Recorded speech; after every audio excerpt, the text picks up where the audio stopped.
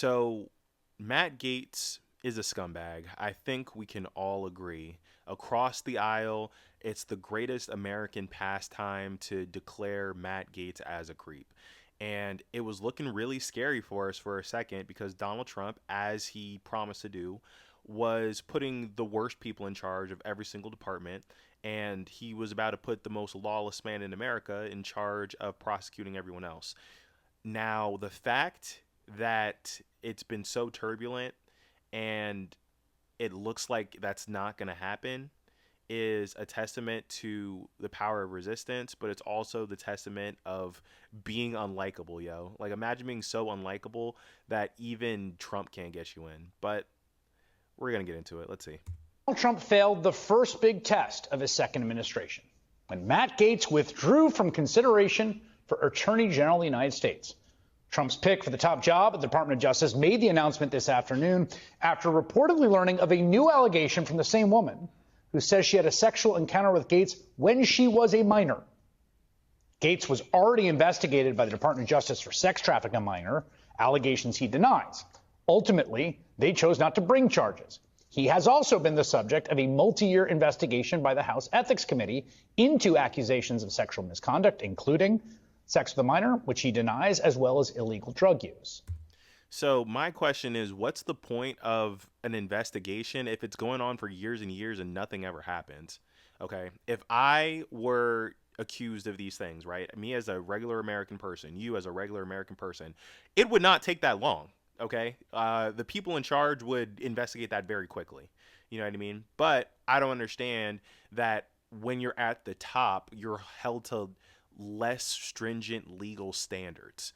Like, I don't get it. Like, shouldn't they just be turning this over to the police, like the local police of his district? Like, these are pretty credible allegations. You know what I mean? And it's really incredible to me. And look, credit, very, very small credit where it's due.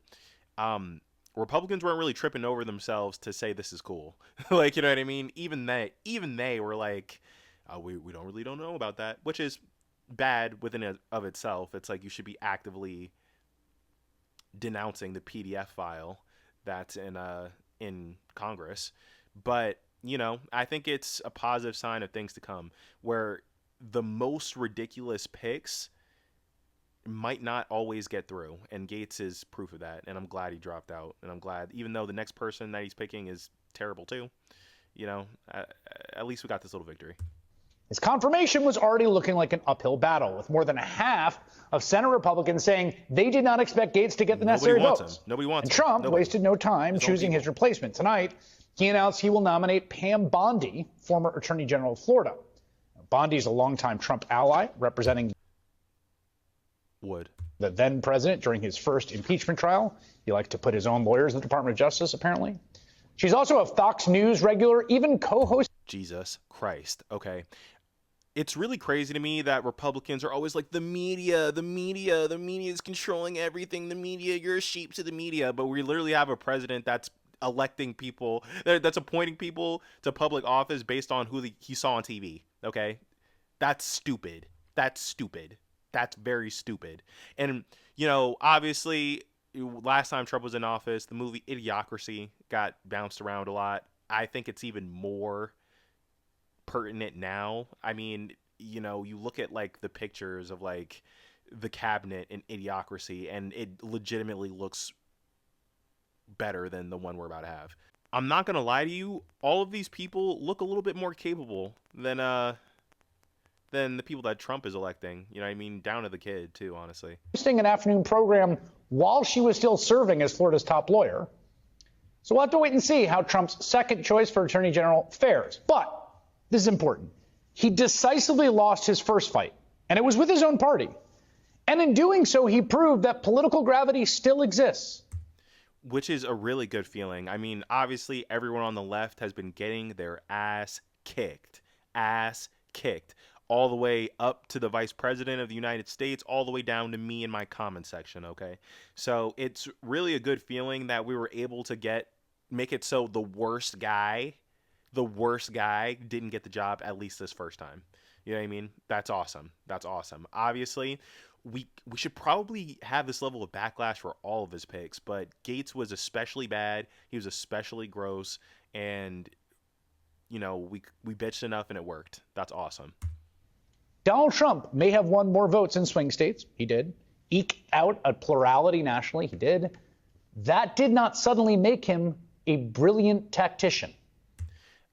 Look, I hate Donald Trump as much as the next guy. I think you kind of have to call him a tactician at this point. I mean, do you have to be smart to be a genius is really the question, because Donald Trump is definitely an idiot, but he knows something that we don't know. Like, you know what I mean? Like he's wielded celebrity to create power for himself in a way that this world hasn't seen yet. I'm sorry, like we really just haven't seen yet. Not in this specific way, not in the modern era. So I'll call him a tactician, even if he's an idiot, Chris Hayes. And it did not convert the band of miscreants around him into popular and confirmable figures. Choosing Matt Gaetz for this job was a dumb move. It was an unforced error. He is manifestly unqualified and, as we learned, unconfirmable. Of course, he's just the first. I don't like his smug take on all this. Like, you're acting like this is like proof that we can win. I mean, I suppose I feel that way too, but it's this smugness. It's this smugness, Chris Hayes. That's part of the problem in my book. The president-elect has chosen a menagerie of figures for his cabinet, many of whom also face very serious accusations. There's Pete Hegseth, who is accused of sexually assaulting a woman at a conservative conference. And we'll let him finish. In 2017, he denies the allegation. He says the sex was consensual. Robert F. Kennedy Jr., accused of sexually assaulting his 23-year-old babysitter. Jesus Christ. He's not exactly denied these allegations, though he has said he is, quote, not a church boy. There's Linda McMahon, sued for allegedly enabling child abuse. She has called that lawsuit baseless. And here's what it comes down to. Anyone that wants to be famous has weird hangups when it comes to sex. I'm just going to put that out there right then and there. You know what I mean? Obviously, it ranges. But I think part of the reason why anyone would want to be famous is so that they can have their sexual desires play out the way they want, right? And I think once you become this powerful person, once you get used to like having whatever kind of sex you want, and also just getting your way in general, then it just lends itself to bad sexual behavior. And that's down the line, left side, right side, celebrities, non-political, whatever. You know what I mean? Although I would say the fact that these are conservative figures and just conservative ideology in general puts certain people above other people. It's no coincidence that the Republican Party is plagued with sex scandals constantly. Not that Democrats don't. I mean, the most high profile sex scandal in American history is probably Bill Clinton, and he's a Democrat, right? But it's not a coincidence that all these Republican figures are constantly getting thrown with these credible allegations, Representative Matt Gaetz withdrew his nomination as President-elect Donald Trump's pick for Attorney General following scrutiny over a federal sex trafficking investigation. The announcement caps a turbulent 8-day period in which Trump sought to capitalize on his election win and force Senate Republicans to accept provocative selections like Gaetz, who had been investigated by the Justice Department before being tapped last week to... First of all, let's just get this out of the way. He looks like a goddamn bobblehead. he looks like a goddamn Batman villain. He should not be representing anyone anywhere for any reason. But there's definitely the conspiracy theory that this whole thing was just a rope-a-dope to kind of get everyone to drop their guard because Matt Gaetz was just so obviously a terrible choice. Although I think that might not be founded because Donald Trump, what do we know about him, right? Number one, he needs loyalty right now. Not only wants it, but he needs it because there are a lot of crimes that he almost certainly committed that he needs shielding from, okay? And also, too, so Donald Trump has talked a lot about going against his political enemies, and I think a lot of that is kind of self-defensive because he knows that anyone that really looks into the things he did in office the first time or like his extracurriculars as like a Republican power broker, like he knows that if credible moral people find out, they're going to try to send him to jail for it. So that's why he ran, and I think he's trying to empower an AG that not only can shut down any kind of shit that people are looking into for Donald Trump, but also can preemptively go gulag the people that are asking the questions about Trump's presidency this time or the previous time. Delete it. Lawmakers reacted to the news on Thursday. I think he did a pretty noble thing, frankly, honorable thing by getting out himself. Noble, honorable. See, here's the thing. Here's why leftists always lose. Republicans are always on the same page. Even if it's diabolical, they still won't shit on their guy. You know what I mean? The honorable thing, it's the honorable thing to drop out of Congress in an attempt to try to get the trafficking investigation dropped, and then once everybody says no, we hate you, then just stepping down. How is that honorable? He would have done it, bro. He would have done it if you guys didn't stop him. How is that honorable? It's not like he was like, "Oh, I'm sorry, Mr. President. I'm sorry, future President Trump. I can't do that. I have some really serious allegations that I'm going through right now." No, he tried his best to make it go away, and then it didn't, so he left. The attorney for the sexual assault accusers says they feel relief. They're grateful for the opportunity to move forward with their lives. And they're hope really for a finality. You know, they're hoping that this brings final closure for all the parties involved.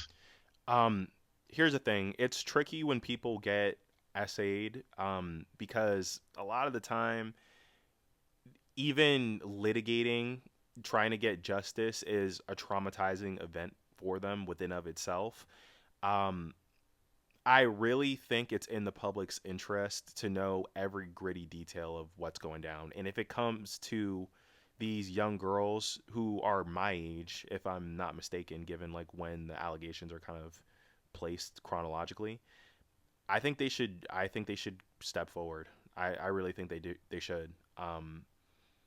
It's less necessary now that Matt Gaetz isn't in power, but we got to stop letting this slide, man. If you see something, say something. If you see a Republican breaking the law, then snitch on him, yo. They'd snitch on you. Just hours after Gaetz withdrew his name, Trump named former Florida Attorney General Pam Bondi to be the Attorney General pick. She is a longtime Trump ally and was one of his lawyers during his first impeachment trial. Gaetz' decision to withdraw his name could heighten scrutiny on other controversial Trump nominees, including Pentagon pick Pete Hegseth, who faces sexual assault allegations that he denies. Yeah, get used to that, by the way. All of them are going to have allegations because they're shady media figures. This Pam woman, she's just your standard corrupt picked. I mean, she defended an indefensible attempted dictator of the United States. That by itself is disqualifying, but at least she has like a goddamn law degree. Like, you feel me? At least she has experience defending people. Like, you know what I mean? Unlike Matt fucking Gaetz.